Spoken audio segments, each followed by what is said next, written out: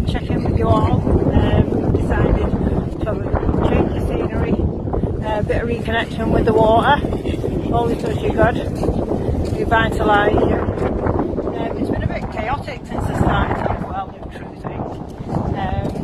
Never done anything like that before, but I'm passionate about reaching out to women who are experiencing what I went through, which was traumatic to say the least. I think I've had every negative experience that a woman could possibly have, and I didn't listen to red flags, and that's why I experienced them more than once. I come up with a little idea, and I told my daughters, you don't have to raise the bar, you just don't lower it to their standard. Keep your boundaries in place and stay safe.